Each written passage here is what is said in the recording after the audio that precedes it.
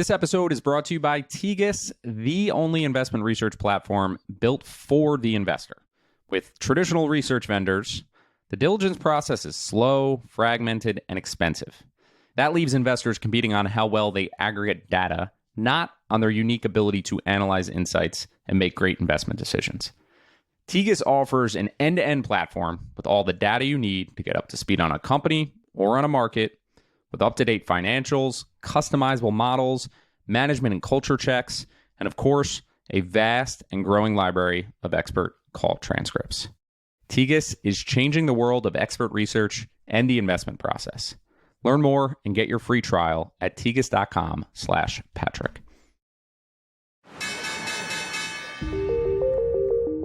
This is Business Breakdowns. Business Breakdowns is a series of conversations with investors and operators diving deep into a single business. For each business, we explore its history, its business model, its competitive advantages, and what makes it tick. We believe every business has lessons and secrets that investors and operators can learn from, and we are here to bring them to you. To find more episodes of Breakdowns, check out joincolossus.com. All opinions expressed by hosts and podcast guests are solely their own opinions. Hosts, podcast guests, their employers, or affiliates may maintain positions in the securities discussed in this podcast. This podcast is for informational purposes only and should not be relied upon as a basis for investment decisions. I'm Zack Fuss, and today we are breaking down the Mitsubishi Corporation. I'm joined by Krishna Mohanraj, a portfolio manager at Diamond Hill Capital Management. When I first connected with Krishna, I cautioned him that tackling a Japanese conglomerate with operations that span energy, retail, manufacturing, mining, automotive, and food, amongst others, would present a tall task. In Japan, the business model of a trading company is prominent. The big five trading companies caught the attention of global investors in 2020 when Berkshire Hathaway disclosed a major stake in all of them: Mitsubishi, Mitsui, Itochu, Marubeni, and Sumitomo. Today's Berkshire stake is nearly 10%. In this episode, we discuss how the rich history of trading houses is steeped in Japanese culture and how each differs from one another. We discuss the evolution of stakeholder priorities and how capital allocation policies have changed in the Japanese capital markets. And we spend some time exploring some of the operating companies specific to Mitsubishi. We hope that this episode serves as a strong introduction to the business model of Mitsubishi Corporation. All right, Krishna, thank you for coming on to talk about Mitsubishi, an audacious goal to break down a Japanese trading house. So at the onset, I wish you luck. But maybe just to start, to set the table, give us a high-level appreciation for what this business is, how big it is, and how you think about the world that they operate in. Zack, thanks for having me. Excited to be here, especially talking about Mitsubishi Corp. The fascinating thing is, for all its size and reach, it's a company that's not very well understood. It's a huge enterprise, about $135 billion in enterprise value, about $150 billion in revenues last year. Very global. They have their hands on so many different aspects of global GDP. Super long history, going back to the late 1800s, prestigious as an employer in Japan even today. But despite all that, it's not that widely followed. Not much is written about it in the public domain. It's certainly an odd entity. It doesn't neatly fit into your typical pure play, obvious moat, high returns on capital type business, but fascinating in its own right. So it's really fun to unpack this. Most of us have heard of the Mitsubishi name, especially in the context of cars, electronics, etc. There are actually a family of companies that bear the Mitsubishi name. Mitsubishi Corp is one of them. It's a trading house. They call them Sogo Soshas. There are 7 of them now. At one point, there were a lot more, but over time and through various crises, including the fallout of the Japanese bubble in the 80s, that number has shrunk to 7. So besides Mitsubishi, you have Itochu, Mitsui, Marubeni, Sumitomo, Sojitz, and Toyota Tsusho. Obviously, they come with a lot of history, both before and especially after the Second World War, when they contribute greatly to the rebuilding of Japan. So what is inside Mitsubishi?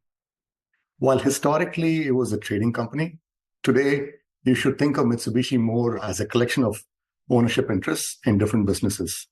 Now, some of them are trading companies, but many are operating companies. They organize themselves under 10 different business groups. But I'm going to simplify it a little bit. If you go by rough profit mix, it's easier to think of Mitsubishi in two halves, as roughly half in resource assets and the other half in non-resource assets. Within resources, you have assets in metallurgical coal, copper, iron ore, LNG, nickel. Most of these are high-quality assets. So you're talking BMA, which is the largest seaborne metallurgical coal mine in Australia. They have a 50% stake in it, along with BHP. The Escondida copper mine in Chile, which is the largest copper mine in the world. The Coyahueco copper mine in Peru, in which they had a 40% ownership along with Anglo American. These are the kinds that they own, typically long life, high quality assets. And these are all partnerships or JVs with all the major miners that you know of. BHP, Rio Tinto, Anglo American, Glencore, all of them. So that's one half. The other half, that's non-resources. On this half, you have a mixed bag of assets. You got about 15% in auto distribution in Southeast Asia. That's basically your full auto value chain, production, sales, aftermarket, auto finance, in partnership with Isuzu and Mitsubishi Motors. And Mitsubishi Corp owns stakes in both of them. Then you got about 10% in food in a few different assets. You have the Lawson's convenience chain, which is a popular chain in Japan, a small stake in KFC Japan. They own the third largest salmon producer in the world called Cermak, and then several smaller businesses in grain trading, food distribution, etc. Then you got 10% in utilities, which are predominantly North America and Europe. And finally, the remaining is a mixed bag: industrial materials, chemicals, industrial infra, urban development, really a mixed bag of industrial businesses. No doubt that it's a complex collection of assets. How do we see it? Here you have a well-managed business, strong global presence and talent pool, diversified, ultra-conservative balance sheet. And finally, here's the important part: in a clear path toward improving capital efficiency and improving shareholder returns. And you have all that at an attractive price. That's the investment case. Okay, so this is a pretty basic story, which is good. I think if you consider what they have now, what they own, the partnerships, the JVs, presumably there's a particularly rich history in order to get to where we are today, to this rather high quality amalgamation of assets, which uniquely work together. So how did Mitsubishi get to be what it is today? The history of Mitsubishi and the trading houses in general, it's very much a part of Japanese industrial history. There's really so much detail and nuance here. So I'm going to shoot for the Cliff Notes version. And I'll start with the punchline: the adaptability of the firm. Mitsubishi has been through a lot of change and has simply adapted and changed form. As you study this history, you will see basically their ability to rethink what it means to be a Japanese corporate citizen, what it means to be Japan Inc., if you will, at each point in time over 150 years and counting. So we have to start all the way back in the 1850s Japan. The country's forced out of literally 300 years of isolation when they see the American Navy outside their harbors. So Commodore Perry's ships show up in 1853-54. Japanese realize that they're one step away from being colonized. And because they know what happened to their neighbors, the Chinese, priority number one, if they want to escape that fate, was to build a Western-style army and navy. Now, that's easier said than done. They realize that they have to learn from the West. So they begin sending their students to the US as early as 1860. They learn from what happened in the West. They realize that military strength can only come from having a strong industrial base. And to build that strong industrial base, they realize they need the help of private entrepreneurs. Here is when you start to see the beginnings, the origin of the strong collaboration between business and government in Japan, a theme that will continue over the decades, a theme that continues till today. And that's the backdrop for the founding of Mitsubishi. That is the backdrop when a young entrepreneur, Yataro Iwasaki, finds the opportunity to bootstrap this company using a single government contract. So it's 1874. Japan is preparing to launch its first modern military expedition against Taiwan. It's sort of a test and an exhibition of what they're capable of, but it's starting to look like it'll be a profound embarrassment. They have an army, but no navy, and the government was relying on a steamship company called YJK that they had built in partnership with some wealthy families to transport its army to Taiwan. But YJK gets cold feet and declines to support the government in this mission. Enter Mr. Iwasaki. He had just risen to the top of a small shipping firm. He wins this government contract, mostly because the government is desperate. And using this one contract as a base, he renames the firm, calls it Mitsubishi Steamship Company. Mitsubishi literally means 3 diamond shapes or 3 water chestnuts, which is the crest of Mitsubishi that we all know. And he builds this into the premier shipping company in Japan at that time. Within a year or so, he takes on the US and British rivals in shipping, gets into a price war with them, and forces them to abandon the key Yokohama-Shanghai shipping route. And that's huge because just a few years earlier, the Japanese were completely dependent on the US and British ships for commercial shipping lanes. So that is the origin. And from then on, you see these powerful families take off. They're called zaibatsus.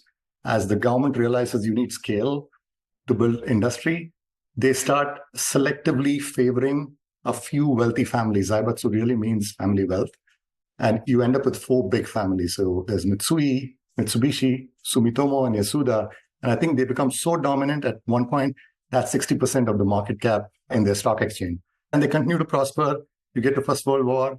Of course, the Europeans are out of business. So these Japanese companies benefit even more. And then all the way to the Second World War, given that link with the government, and given the fact that the government is becoming increasingly militarized, they play a big role in the war. Mitsubishi in particular, Japan's biggest battleships, the infamous Zero fighter plane, Mitsubishi plays a big role. A lot of it is not very good history at that time. And not surprisingly, you wouldn't find these firms wanting to talk about that period much. So that's the first half of the history, the pre-war history. The second half is completely different. It's a completely different world. The US occupation is here. A big focus now is actually dismantling these zaibatsu. So we're going the opposite direction. Because they were such a big part in the war machine, the US wanted to eliminate Japan's ability to rearm. So they break them up, but that doesn't last for long.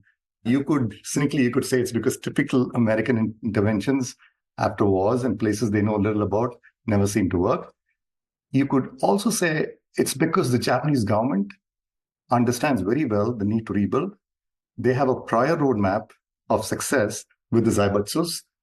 So they selectively, again, encourage scale in the industry. And they do that pretty much by circumventing the anti-monopoly laws that were set up by the US.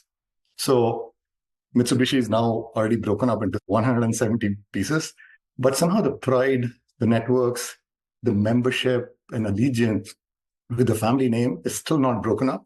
So very quickly, and this is super surprising, within a couple of years, Mitsubishi is back. It is just in a different form. The new structure, they call it kiretsus. It is simply the absence of the family. So it's no longer family related. It's more of a horizontal relationship structure. The government does not mandate the structure. That's important to remember. But what it does is it sets the ground for this structure to evolve. So if you think about the next 5-6 decades, these kiretsus play an important role in the rebuilding of Japan. And through, I guess you could say, the growth in Japan, the bubble in Japan, and the subsequent recession. If you go through it decade by decade, just in Mitsubishi's case, in the 50s, you have the re-establishment of Mitsubishi. You see the building of global networks to become a supplier to manufacturers. 60s, you see high growth. You see them expanding into downstream distribution and exports. 70s, oil shocks, the need to procure oil assets. They become large-scale project organizers. Investments in Saudi Arabia. In general, the beginning of foreign investments, that's when it happens. 80s, you have high-end bubble years, but basic materials are struggling, so a time of restructuring, rethinking. 90s, complete bust, recession, more restructuring. 2000s, again, you got a boom in commodities from China. They benefit from that. And then 2010s, rescaling, realigning. And we'll talk about this later. Over the last decade, it's been increasing focus on capital efficiency. So that brings us to present day. I know that's a long history. That's pretty much 150 years of rethinking what it means to be Mitsubishi. And then maybe it's just to follow up on that question, just given the rich history here, is there a specific angle that differentiates the trading houses today, or are they all different and competing on the basis of allocating capital, but operate principally in similar industry? I would say they're all fairly similar in style. In fact, the thesis for Mitsubishi is very similar to the thesis for pretty much any of the other trading houses. You know very well that Buffett has taken a stake in all 5 of the large ones. They're all seeing improved capital allocation. They're all making better decisions overall. The difference is primarily in the mix of businesses they own first. And then second, the areas where they're investing for the future. So the future mix of businesses. And third, maybe I could say clarity around capital allocation priorities. Now, of course, each one is complex. So I'll share some color on how we think about each one of them, but this is going to be very brief and high level. First, Mitsui, great reputation in the resource industry. Versus Mitsubishi, the biggest difference I would say would be Mitsui's iron ore exposure, which is by far their largest individual segment. Now, we prefer met coal over iron ore simply because the supply-demand dynamics appear way more positive for met coal than for iron ore. The seaborne iron ore market is very much dependent on China, versus with met coal, the seaborne market is a lot more diversified. Really, at the end of the day, you're asking, where do you get a more diversified commodity exposure? So that's Mitsui. Second, Itochu, very well run, has the highest ROE of the group. We think very highly of the management team, outside the box thinkers. Versus Mitsubishi, 2 key differences. One, China exposure. Itochu also has a large iron ore business, that's China.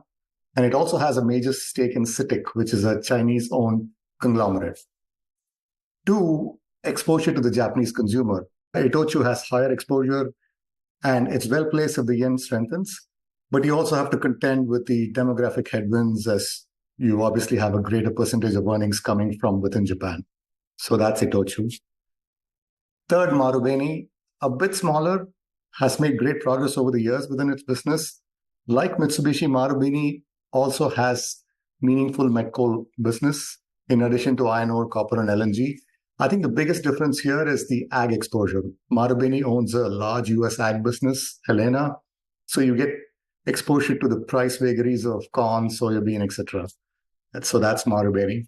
Finally, Sumitomo. Long history, it was one of the original Zaibatsus. In general, Sumitomo is a little bit more oriented towards heavy industry. So you get steel products, ship, aircraft leasing, infrastructure, etc. So that's the different groups in a nutshell. I would say at the end of the day, this is a fascinating group of companies to know and follow. It really comes down to the exposures you would want over the long run and how each one of them would fit in a portfolio.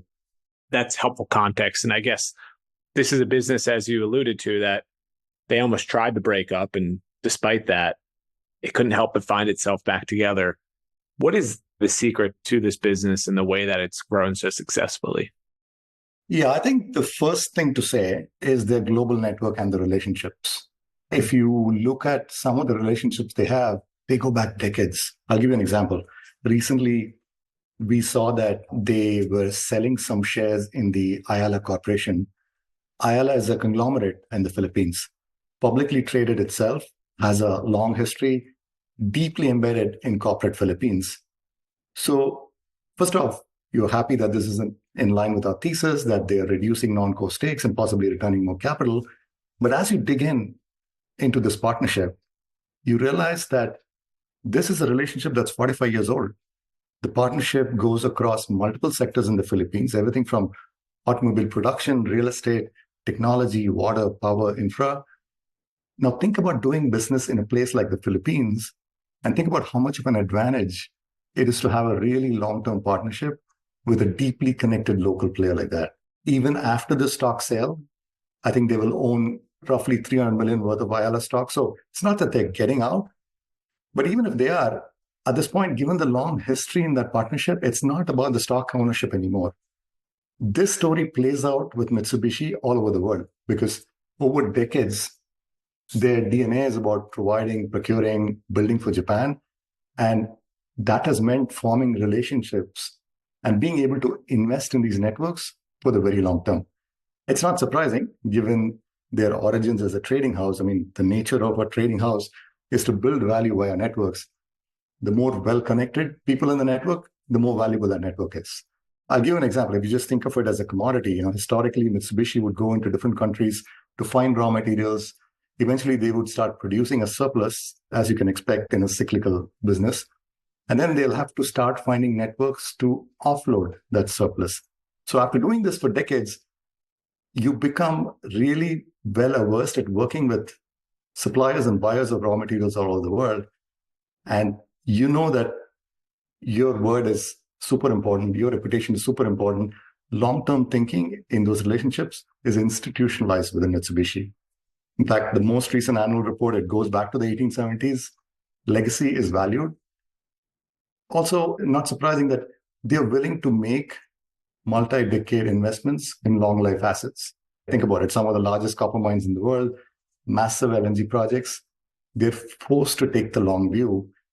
And the corollary to that is they end up with a very, very good reputation. So reputation as excellent long-term players. If you speak with mining companies in Latin America, Australia, you'll constantly hear consistent praise for them as long-term partners. B, within Japan, they're highly prestigious as an employer. Just anecdotally, there are multiple Japanese blogs that publish annual rankings of the most desirable employers. I believe they're like number 2 this year, number 1 last year.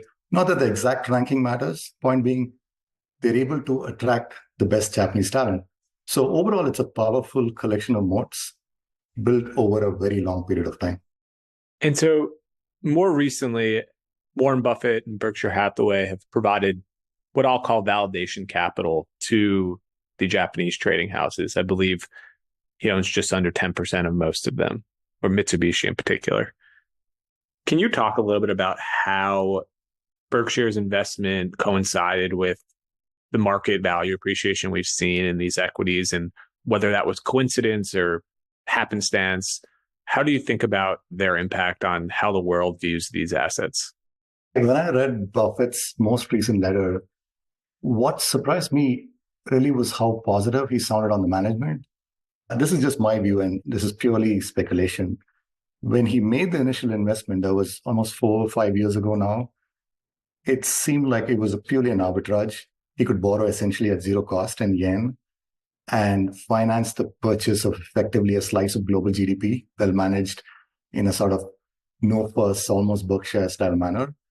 That was all it was. And also, if you think about it, Berkshire's size, there are so few places that he can deploy large amounts of capital for the very long term. So it didn't strike me that this is the kind of idea that as an independent investor or a retail investor or even an investor in any other structure would want to follow. But then last year, he and Greg Abel went and met with the managements, and we think that's for the first time. And he seems much, much more enthused about the management teams. The stake has, of course, gone up over the time. Like you mentioned, it's now 9% in each of them. And he had very positive things to say on shareholder friendliness, reasonable approach to compensation, unwillingness to issue stock and return capital to shareholders. From our perspective, we have to think a bit differently because we don't get the benefit of the GPN funding. It's still a case-by-case, bottom-up stock picking decision. But having said that, not a bad fellow shareholder to have. And you can't deny the benefit to Mitsubishi to having such a liquid partner on hand. If you're worried about cyclicality in some of their resource assets, what better partner to have than Berkshire? And to your question on the market moves, you have to also look at the changes in capital allocation that are happening, the actual numbers more than just the talk. I feel the Buffett vote of confidence is important, but it's actually equally important that the market is seeing capital return for the first time from these companies. And Mitsubishi in particular, it's astonishing the amount of change that's happened over the last 10 years. And it feels like the market is giving credit to it. If you look at 2012, investments net of disposals was about 840 billion yen on an equity base of roughly 5 trillion yen. So that's about 17% net investments net of disposals. Last year, investments itself was down to 125 billion yen. So that's almost 1/8 or 1/7 on an equity base that was almost double of what it was 2012. So as a percentage of equity, that net investment numbers come down to 2% from 17%. In effect, you've seen a significant drop in net investments. And not surprisingly, this has led to a significant reduction in net debt, significant improvement in ROE. So while the capital return has picked up in the last couple of years, the process of improving capital efficiency has been going on for a while now. So our views is that the market is slowly beginning to accept that this is a changing situation. I guess on that particular point, I know that Japanese corporates broadly have been effectively instructed to improve upon capital allocation and return on capital and how to think about driving shareholder returns. What is it that has changed culturally around Japanese businesses and their orientation towards their shareholders? It's a fascinating question. In fact, one of the learnings for us here is the importance of not just keeping an eye, especially, when you're investing in international markets, it's important not just to keep an eye on the cultural dynamic, but also how that dynamic is changing over time. In corporate Japan, change has to come from within and has to have a collectivist flavor. It's a collectivist culture. Asking for change in the name of shareholder returns and stock price going up is not going to work. Over the last 20 years or so, you've seen this story play out. Western investors have tried many times to play an activist role. For the most part, the results have been poor because an outsider coming in and telling Japanese management to change, and especially with the logic of increasing share price performance, it was the exact opposite trigger in that culture. What you needed really was a gradual change from within, and the cause always has to be articulated as a positive for Japanese society, not just increasing share price. So to your point, if you really go through the details of what has happened since 2013, in 2013, you have base structural reform. One of the arrows is economic. 2014, they followed it up with the Itochu review, which was one of the documents. For the first time, it had this quote in it. It said, increasing capital efficiency in the broadest sense is crucial from the perspective of Japan's survival. Imagine that. That review tied capital efficiency in the Japanese system to Japan's survival. That was, in our mind, the starting point of change. But even from there, change was very slow. It was consistent, but slow. So from then on, you started seeing internal changes year after year. You got the stewardship code, the corporate governance code, lots of incremental changes there. Market was not willing to buy it because you've seen the market is disappointed before. All the way up to last year, when the TSE basically started naming and shaming companies, it initiated this dynamic of peer pressure, and the need to be a good Japanese corporate citizen was now equated with being capital efficient. So I think as an outsider in global markets, right, you look at this and say, you need to have patience. You need to be a little bit humble to just understand and appreciate how cultural norms are changing. And frankly, that is the fun part of the job, is in investing in international markets, appreciating and understanding these cultural changes.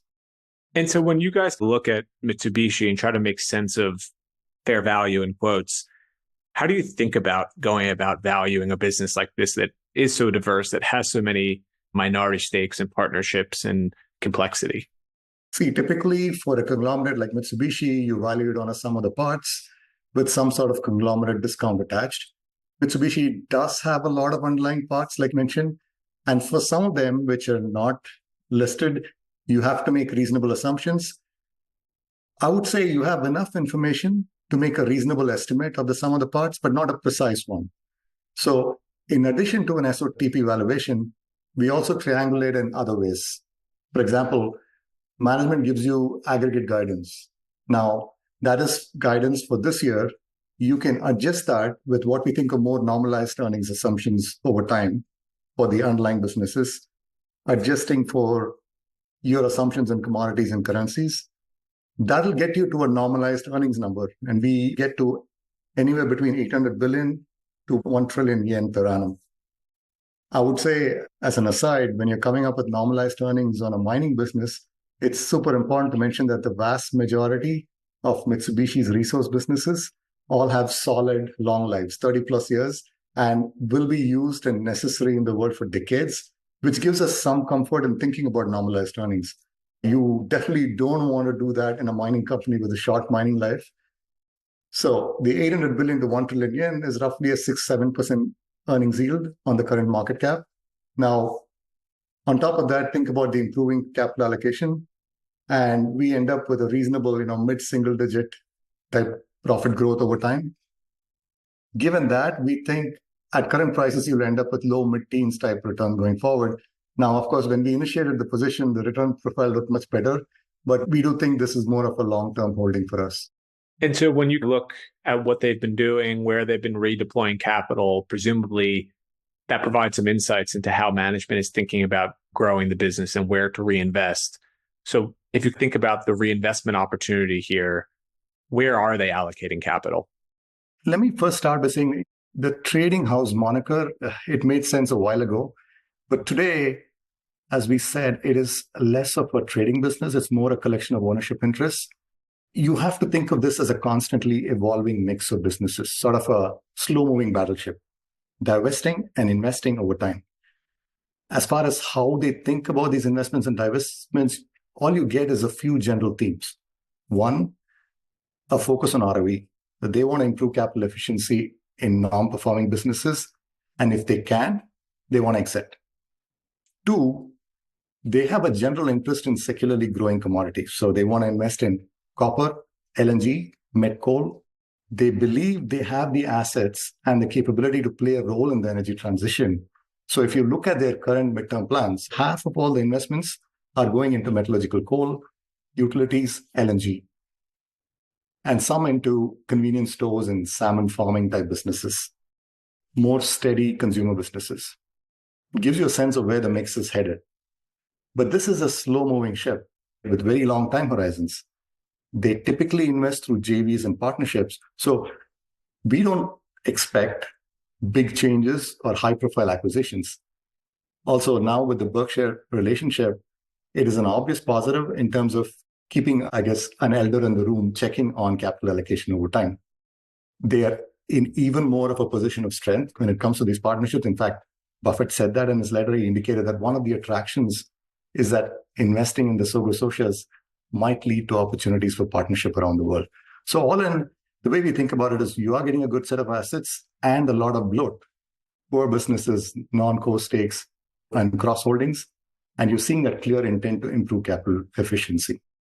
If you think about Berkshire and the way that it's run in a somewhat decentralized manner with Warren Buffett and formerly Charlie Munger sitting at the top and redistributing capital through their businesses, management and that type of structure obviously is important. How important is management to a business like Mitsubishi?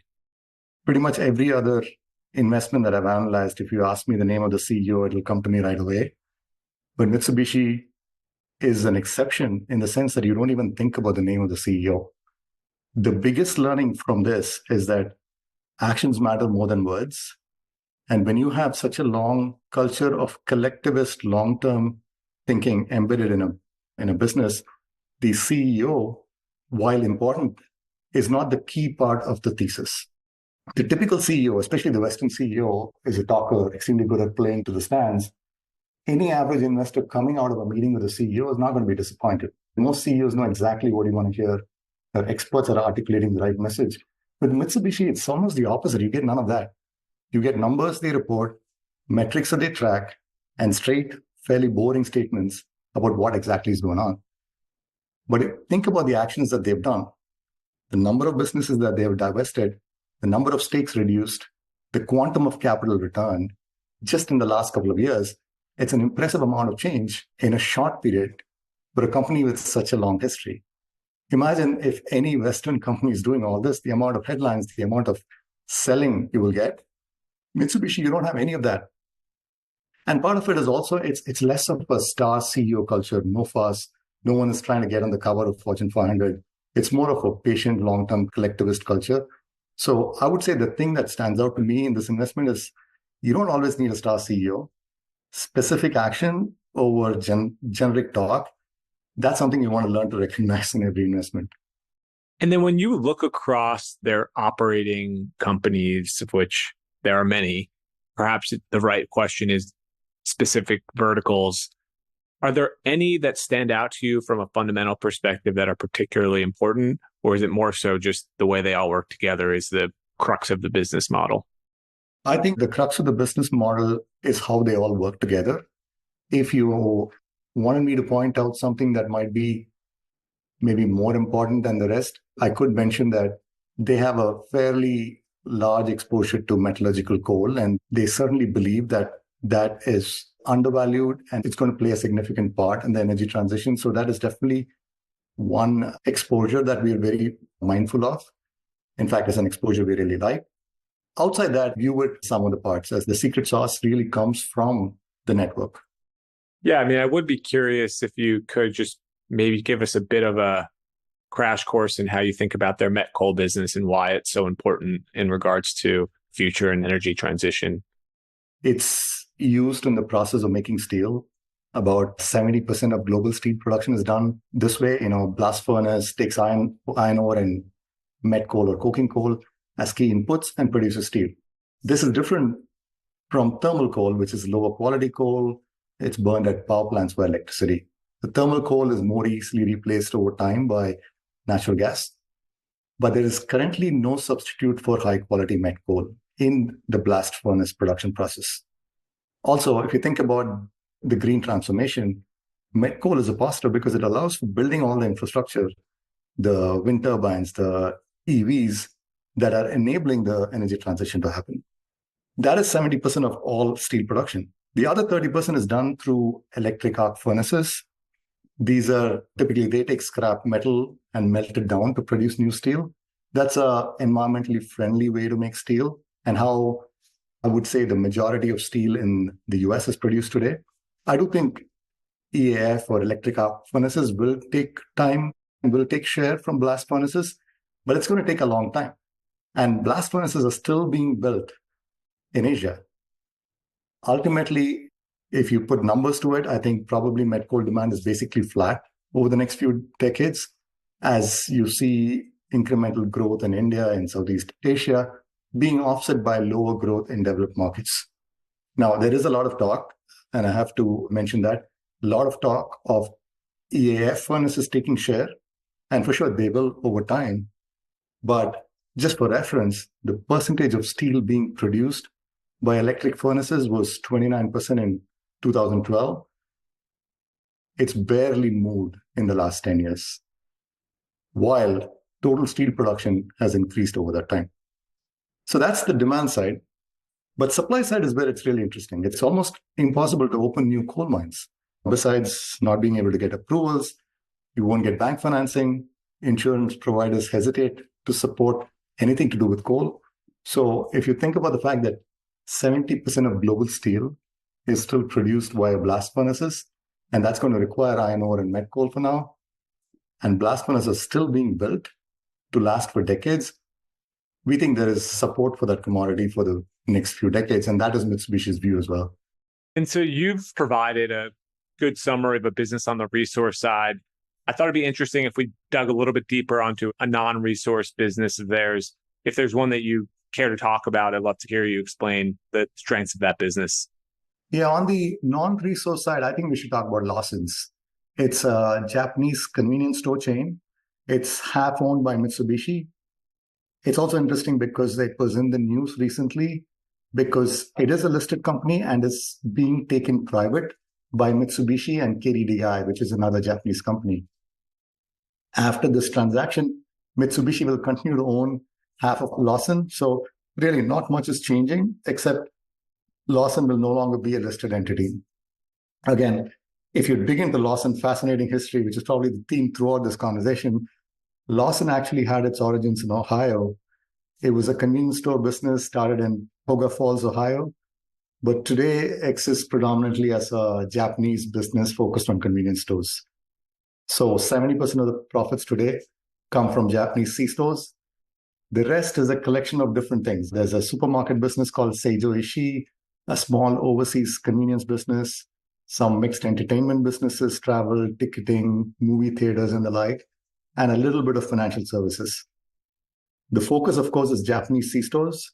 They have 14,600 C-stores as of late last year in Japan. And the format is pretty common. Typically, you'll have a store at the base of a large commercial building.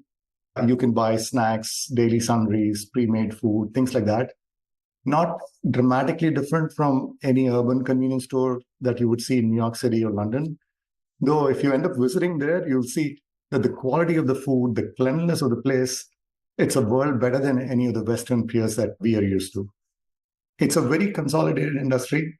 3 players, 7-Eleven, Family Mart, and Lawson account for 85+% of sales in Japan, with Lawson around 22%.